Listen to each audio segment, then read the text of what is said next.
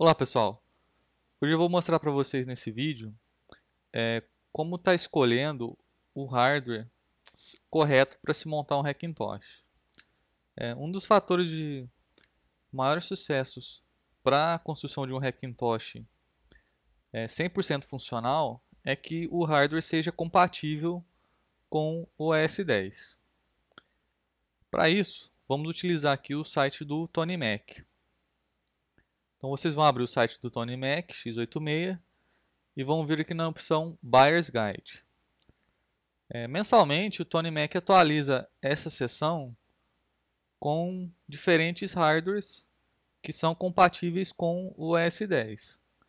Em geral, esses hardwares começam a se repetir mês a mês, porque como você só tem lançamento de hardware geralmente uma vez por ano, então esses hardwares vêm se mantendo mesmo durante os meses.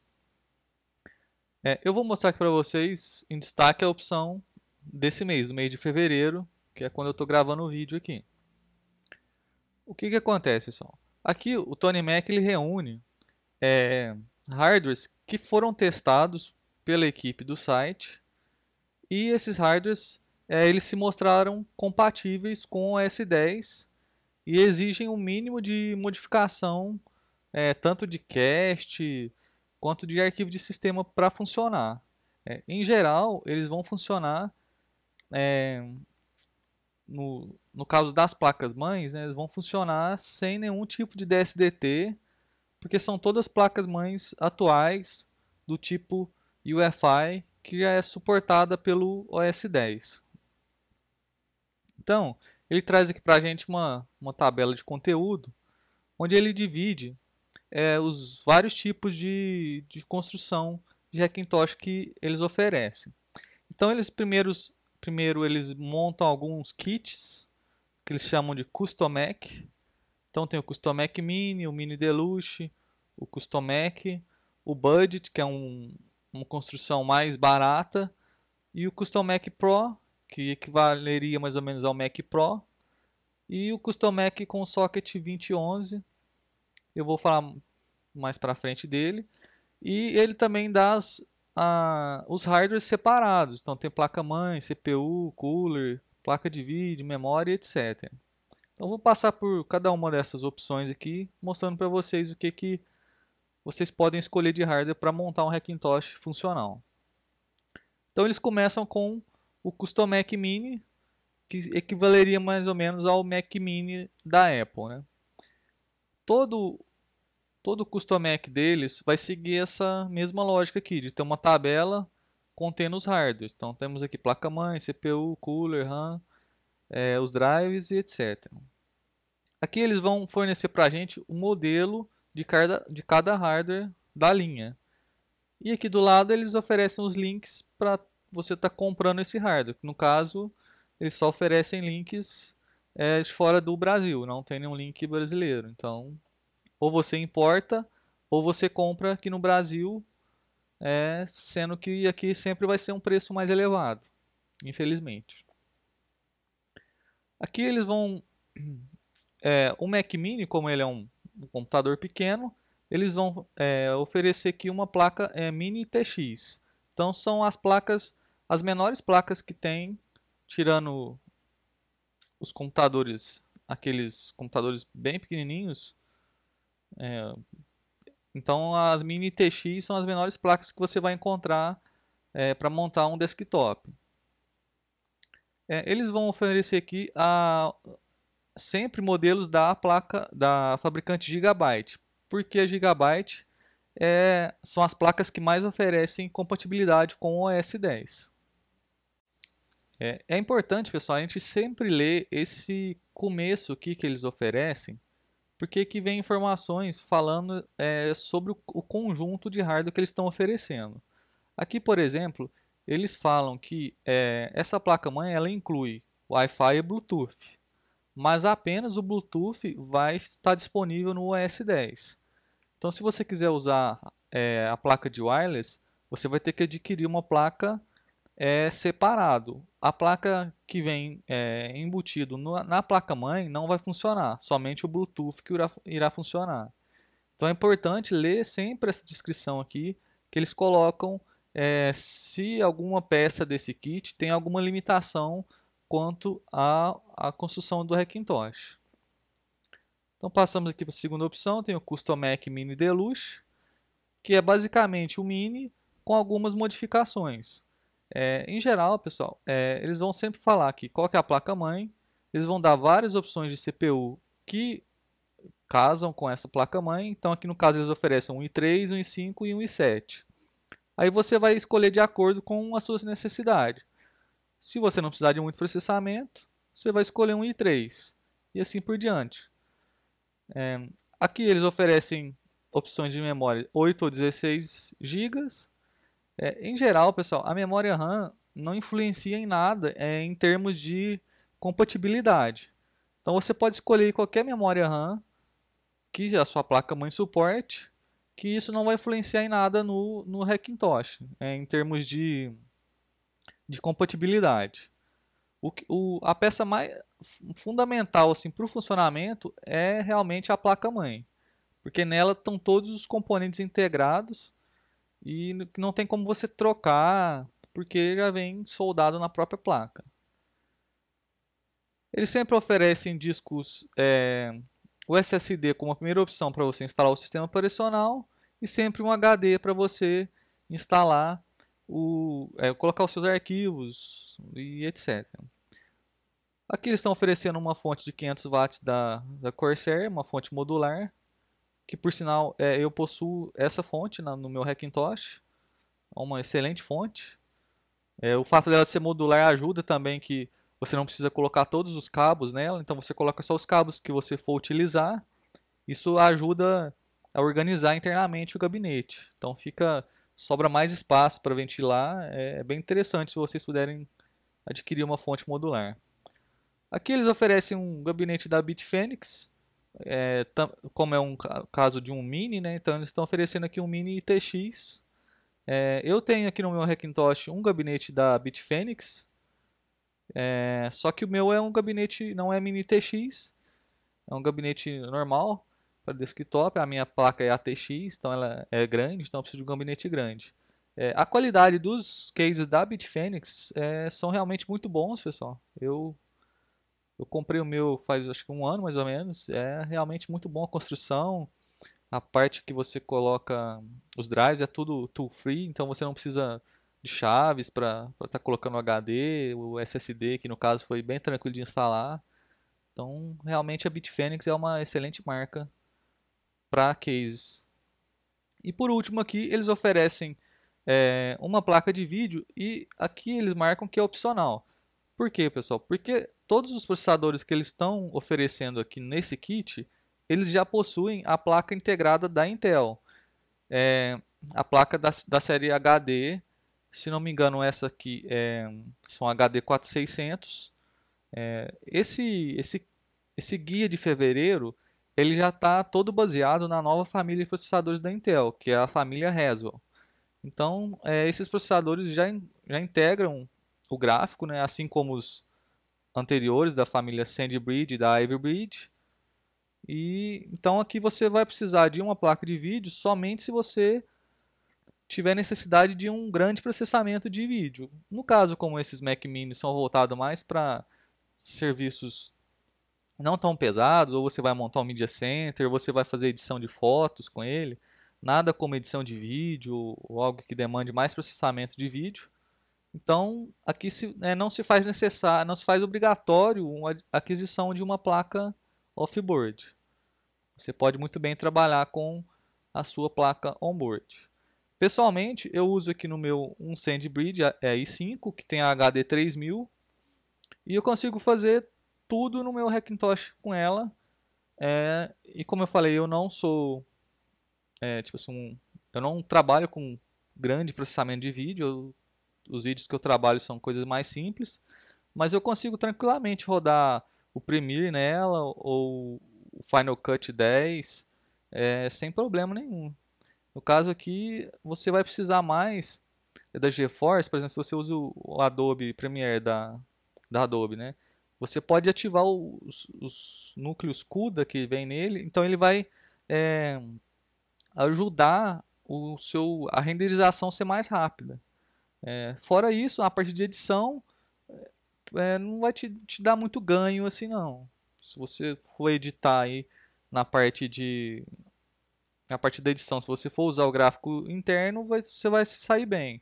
Essas placas ajudam realmente na hora que você vai renderizar o vídeo final, né? Que você já fez toda a edição, já fez todos os cortes que você precisa, tratou a imagem, então na hora de renderizar o produto final, essas placas com certeza vão te ajudar. E se você usa aí, no caso, dois monitores, você precisa editar em um e ver o vídeo em outro, então realmente se faz necessário aí ter uma placa off-board, né, que vai demandar mais recurso de processamento gráfico. Passando aqui para a terceira opção, a gente tem o Customec M-ATX. Aqui no caso já não está usando mais placas mini TX, está usando as ATX, as ATX ou micro ATX. Eles oferecem sempre nos kits as placas com o chipset Z87. Esse chipset é o melhor chipset que a Gigabyte oferece. Além dele, tem o H87, que vai ter mais para baixo lá, eu vou mostrar para vocês. Então, se você precisa de uma máquina mais robusta, você vai optar pelo chipset Z87. Agora, se você quer uma máquina, é, eu não diria uma máquina fraca, eu diria uma máquina mais simples ou uma máquina que vai te atender no dia a dia, você vai escolher então o H87. Tem também a questão de custo, né, pessoal? O Z87 ele é sempre bem mais caro que o H87. Aqui no processador, eles também estão oferecendo sempre, aqui já no caso não é um mini, então você requer mais um poder de processamento. Então aqui eles já tiraram o i5. Mas nada impede, pessoal, de vocês também intercambiarem essas peças. Você pode pegar uma placa que está em um kit com um processador que está em outro kit. Por quê? Porque todas as peças aqui são casadas para funcionar na família Rezo. Então todas as placas são da família Rezo, do socket 1150, que vão casar com qualquer processador que eles estão mostrando aqui, que também é 1150. Eu não vou falar novamente sobre cada um dos kits, porque a ideia geral é essa. Então, você tem o hardware aqui, e aqui você tem os modelos. Passando aqui para outra opção, nós temos o Budget. Como eu falei, é uma opção mais barata, onde as peças oferecidas vão sair mais em conta para você. Então, aqui eles já oferecem tanto o chipset Z87 quanto o H87, que é mais barato do que o Z87. Aqui eles não estão oferecendo um i7, porque o i7 sempre é bem caro. E, em geral, o funcionamento é o mesmo, pessoal.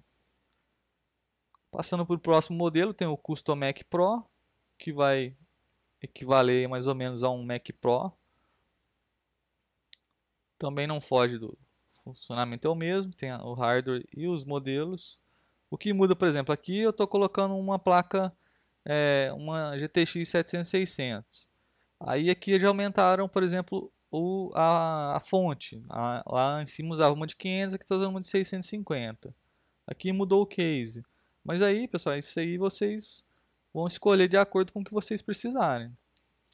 O que, como eu falei, o principal aqui são as placas-mães. Que essas placas-mães que eles estão oferecendo aqui são sempre compatíveis com o OS 10. Passando aqui para outra opção, nós já saímos aqui da família dos Razors. Agora eles oferecem algumas opções do socket 2011. Essas placas mãe que vocês repararem já é o chipset X79. Elas são voltadas mais para uma máquina bem mais parruda. Então, se você precisa aí de uma máquina para edição de vídeo pesada ou trabalhar com software de música, Pro Tools, etc., eles oferecem um modelo que está acima do Mac Pro ainda. E o interessante desse modelo, como eu falei, é sempre bom vocês lerem aqui a descrição. É, Essas placas-mãe que eles oferecem, ela não tem suporte ao gerenciamento de energia. Então, você não vai ter aí um Hackintosh 100% funcional, que você vai conseguir hibernar, voltar da hibernação, e etc. Ele fala que ó, significa que você não terá hibernação sem nenhum tipo de problema. Então, eles já avisam, falar, essa placa-mãe ela é compatível com S10, mas ela tem esses problemas. E uma coisa que muda dos processadores é que aqui eles começam a oferecer os Intel Xeon e os Core 7 mais parrudo, que você tem um Core 7 com 6 core. E o interessante desses processadores, interessante e importante, é que eles não possuem gráfica integrada no processador. Então, por isso, eles marcam aqui ó, que a placa gráfica é obrigatória. Você não consegue usar esses processadores sem você adquirir uma placa gráfica off-board. Então, é importante estar analisando todos esses aspectos para você não acabar comprando gato por lebre aí, chegar na hora de montar a máquina e não ter vídeo, não funcionar de acordo com o esperado. Como eu falei, depois dos kits que eles montam, os Custom Mac, eles vão dar aqui uma descrição de todos os hardwares que foram apresentados lá em cima e de alguns outros que não foram apresentados, mas que são compatíveis com o OS 10. Aqui eles falam que eles recomendam da série 8, que é a série que a gente está usando, seja Z ou H, porque ele tem uma configuração muito simples e não requer um DSDT. E isso é muito bom, pessoal. Você não vai ter que ficar garimpando DSDT na internet. Basicamente instalar o OS 10, configurar o multibist e pronto. Você está com a máquina rodando aí 100% funcional, com rede, vídeo, áudio e gerenciamento de energia. Aqui eles frisam ainda nessa parte, né? Você vai ter gerenciamento de energia, hibernação e acordar totalmente nativo, sem precisar mexer em configuração de DSDT e outras configurações. E também eles deixam bem claro aqui ó, que essas placas-mães não suportam o socket 1155, que é o socket usado nos Ivy Bridge e no Sandy Bridge. Então todas as placas aqui são para a família de processadores Haswell, que é o 1150. Então isso também é importante vocês repararem para não comprar uma placa-mãe do socket 1155 e depois comprar um processador do socket 1150. Não vai encaixar, não vai funcionar. Então é sempre importante estar atento nisso. Como eu falei, aqui eles sempre já colocam o que vai casar um com o outro. Então todas as placas-mães aqui vão casar com os processadores que eles oferecem. A primeira tabela são sempre dos chipsets Z87, que são os chipsets mais caros, e depois entra os chipsets da H87. Como sempre aqui no Brasil as coisas são bem mais caras do que lá fora, então o ideal aí, se você não tiver muita grana para gastar, você vai encontrar aí o H87 que também atende muito bem, pessoal. Não é ruim não. Passando aqui para a parte de CPU, segue a mesma lógica, eles vão oferecer sempre aqui o modelo, falando quantos core tem, se é desbloqueado para overclock, quanto tem de cache, etc. Então aí é aquela regra, você vai escolher conforme o seu orçamento e a sua necessidade. Se você precisar de alto processamento, você escolhe um i7. Para quem não sabe, o K na frente do processador indica que ele é destravado para você fazer overclock. Então aqui a gente tem o Core i7 4770, que ele é em 3.4 GHz, e aqui a gente tem o 4770K, que ele é 3.5 GHz. E aqui eles deixam uma observação, ó, destravado para overclock. Então isso você pode aumentar o multiplicador do overclock para você aumentar o clock aqui e o processamento dos processadores. Esses processadores, pessoal, todos vêm com um cooler da Intel, que geralmente se chamam de cooler box. Esses cooler box, eles funcionam perfeitamente para velocidade que o processador foi desenvolvido. Se você for fazer overclock nesses processadores, então é recomendado que você compre um cooler mais potente, um cooler que vá suportar toda a energia e consiga dissipar essa energia que ele vai produzir. Então, se você pensa em fazer overclock aí, de modo algum você usa o cooler box que vem no processador. Você compra um cooler aí mais parrudo, um water cooler que vai um cooler líquido, né? Passando aqui para a próxima parte é justamente sobre isso que eles vão falar, é sobre os CPU coolers. Então, eles dão alguns modelos aqui, tem o Corsair H60, que é water cooler, que é um cooler tipo assim, não tão caro e você encontra aqui com facilidade no Brasil. E por aí vai. Aqui eles falam outros. Eles indicam também pasta térmica se você for usar e etc. E se você gostou do vídeo, inscreva-se no canal e clique em gostei.